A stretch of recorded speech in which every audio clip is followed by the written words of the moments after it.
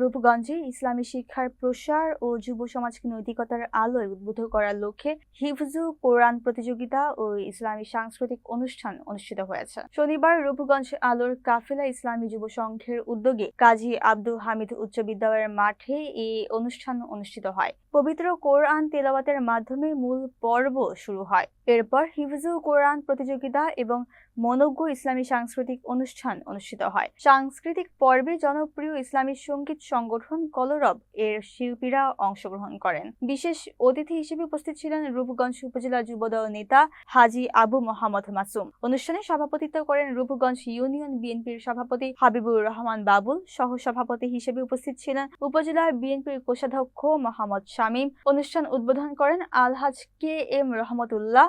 বিশেষ আকর্ষণ হিসেবে উপস্থিত ছিলেন আন্তর্জাতিক খ্যাতি সম্পন্ন কারি আহমদ বিন ইউসুফ আল আজহারি।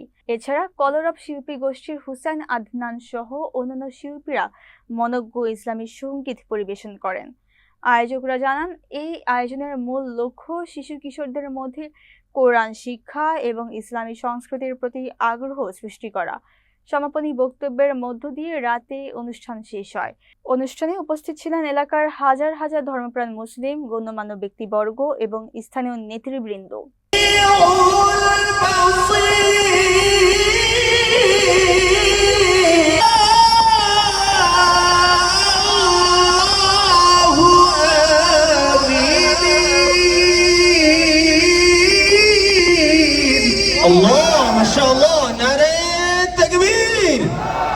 शेख अहमद बिन यूसुफ अल अजहरी साहेब माशाअल्लाह माशाअल्लाह अहसन। মুহূর্তে আমাদের মাঝে বক্তব্য রাখার জন্য আমাদের প্রধান অতিথি এবং সভাপতি সাহেব দুজনকেই অসংখ্য ধন্যবাদ। তাদেরকে বলবো আজকে এবং গত বছর যারা এই অনুষ্ঠানটি আয়োজন করেছে তাদের আসলে ধন্যবাদ দিয়ে ছোট করব না। তারা আসলে এই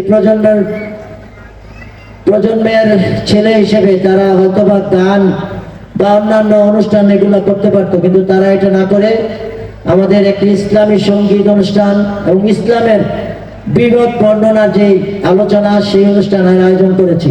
আসলে তাদের আমরা অন্তরের অন্তঃস্থল থেকে ধন্যবাদ দেই। সবাইকে ধন্যবাদ জানাই, বিশেষ করে যারা আমাদের ভালোবেসে শ্রদ্ধায় আমাদের এখানে আমন্ত্রণ করেছে, আমাদের সম্মানিত করেছে। আমরা সত্যি অনেক সম্মানিত হয়েছি। আসলে যারা এভাবে ভালোবাসে তাদের জন্য আমাদের মন থেকে সবসময় ভালোবাসা থাকবে। আমরা চাই এই অনুষ্ঠানগুলো আরো বেশি বেশি, শুধু রূপগঞ্জ নয়, আমাদের রূপগঞ্জের প্রতিটি এলাকায় প্রতিটি অঞ্চলে এই অনুষ্ঠানগুলো আরো বেশি বেশি অনুষ্ঠিত যেন হতে পারে।